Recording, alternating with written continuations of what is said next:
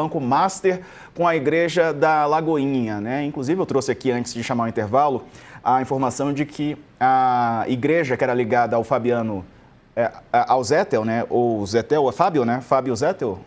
Fabiano. Ana Virgínia está aqui comigo, ela é repórter da Folha de São Paulo e a gente vai apresentar ela agora para a TV também.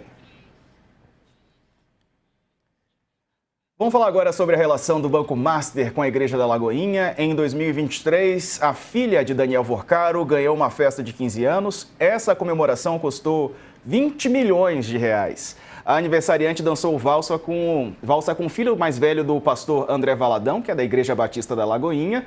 Vorcaro, que tem uma relação que não é de hoje, é lá de trás com o Valadão, líder da Igreja Lagoinha. Os dois são de BH, né? São de Minas Gerais. O banqueiro já apresentou um programa de música na Rede Super, que é uma emissora ligada à igreja. E o cunhado dele, o Fabiano Zettel, que também está preso, é pastor da igreja.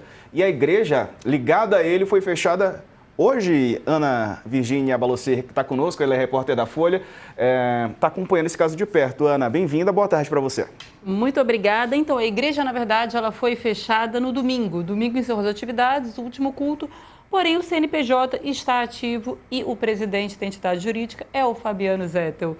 Diego, eu queria só colocar um molhozinho aqui nos detalhes da festa de 15 anos da filha de Daniel Vorcaro, que dançou a valsa de 15 anos com o primogênito do pastor André Valadão.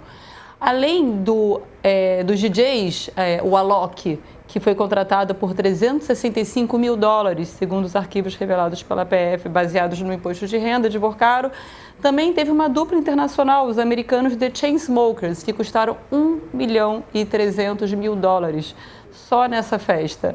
Também tivemos garrafas de vinho, que custavam cada uma cerca de alguns milhares de reais.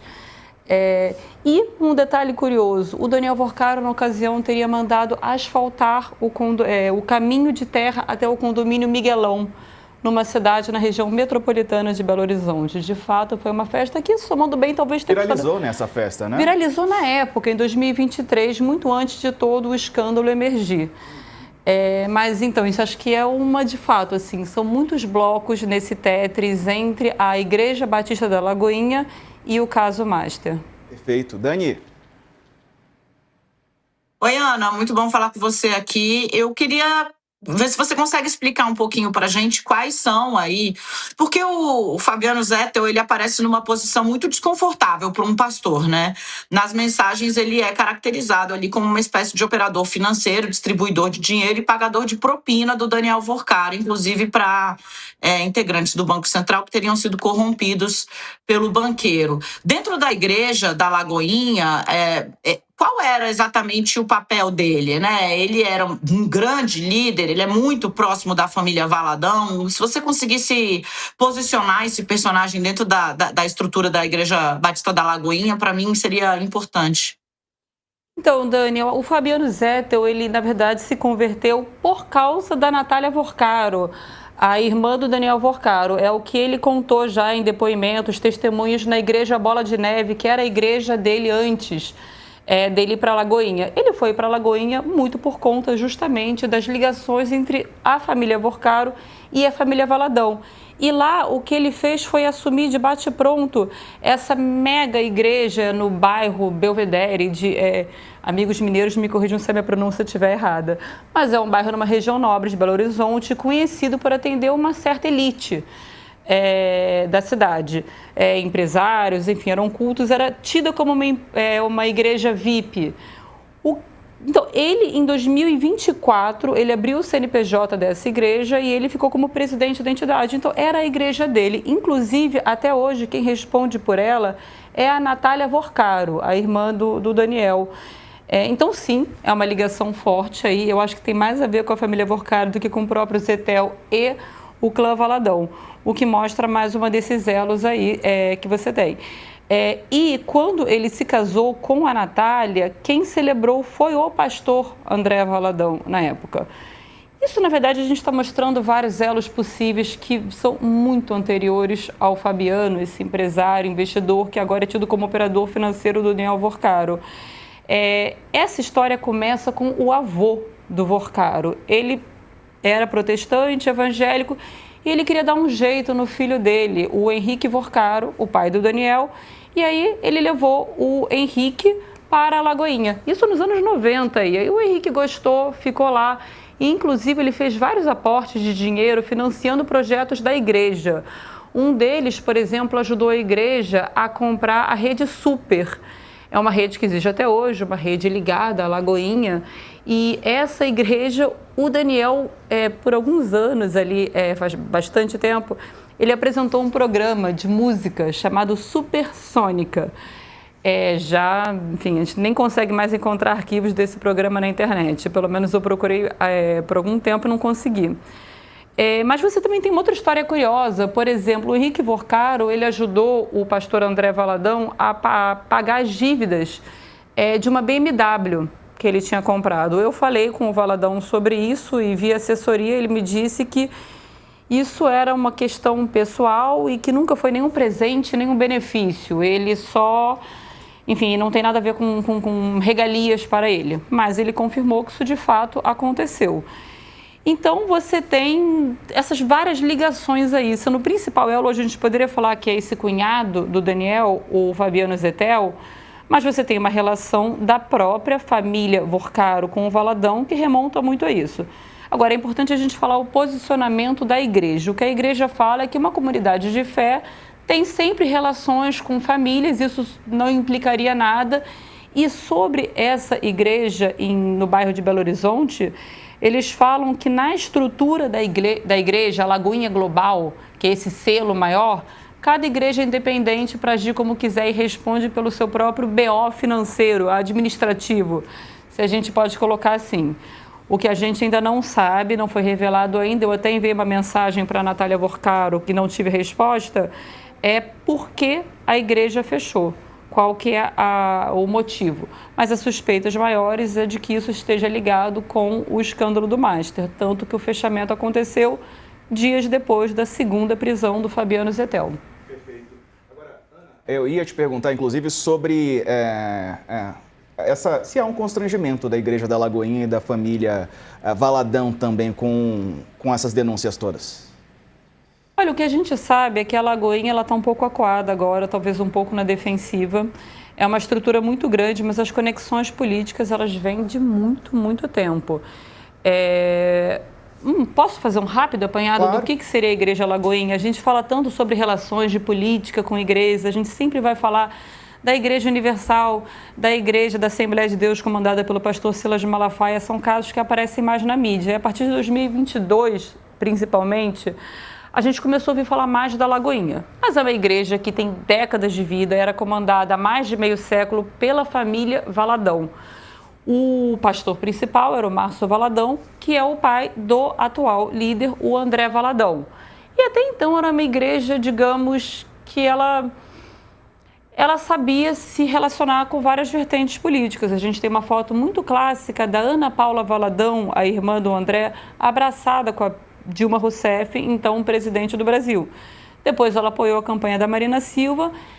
Em 2022, os ventos políticos, ou talvez o tufão político entre as igrejas evangélicas e a direita bolsonarista, o André Valadão, ele entra no noticiário como, de várias formas, apoiando o Bolsonaro com muita ênfase. Ele que em 2018 falava que não interessava muito se o fiel era de esquerda, de direita.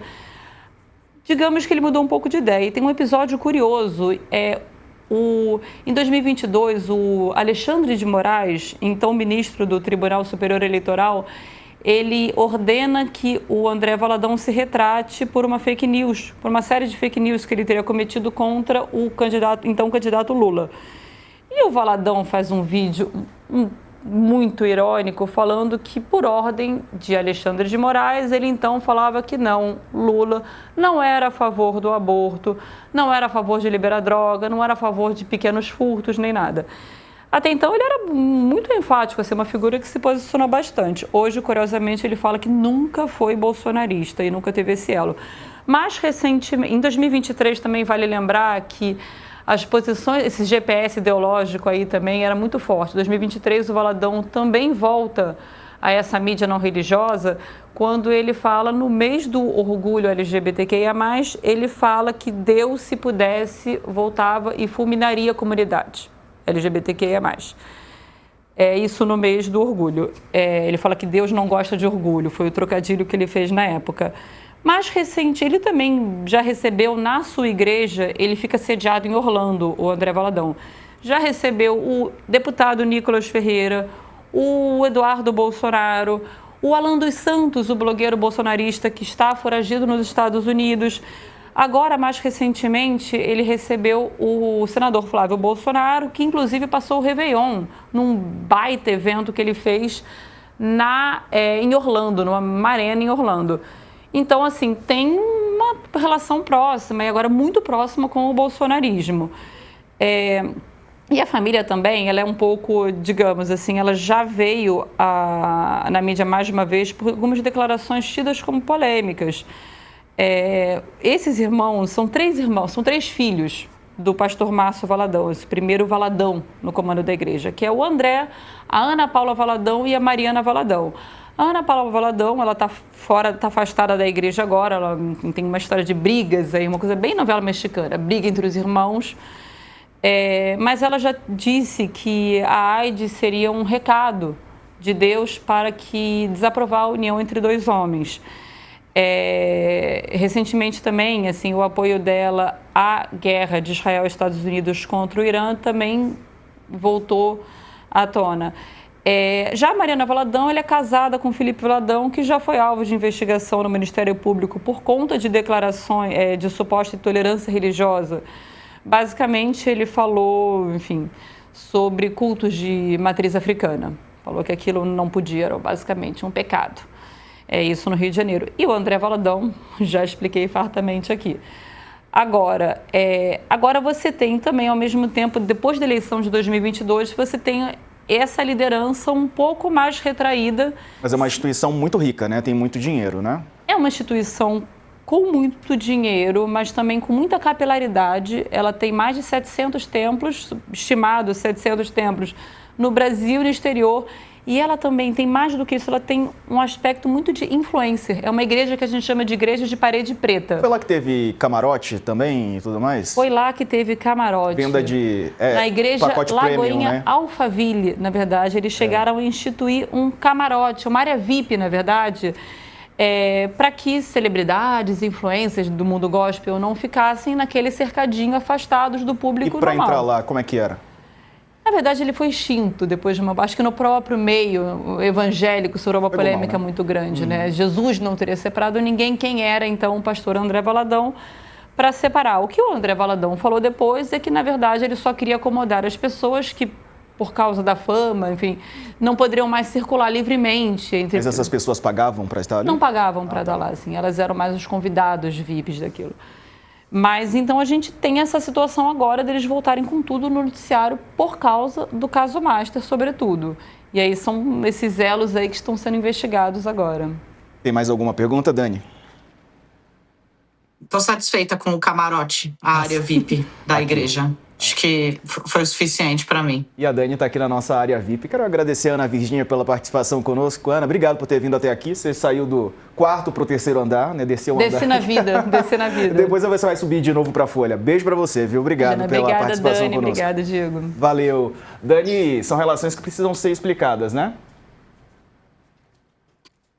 Vamos ver se serão, né? Porque aí você vai olhando, aí tem o presidente da CPMI, do INSS, que também colocou dinheiro, destinou verba para a igreja, da Lagoinha.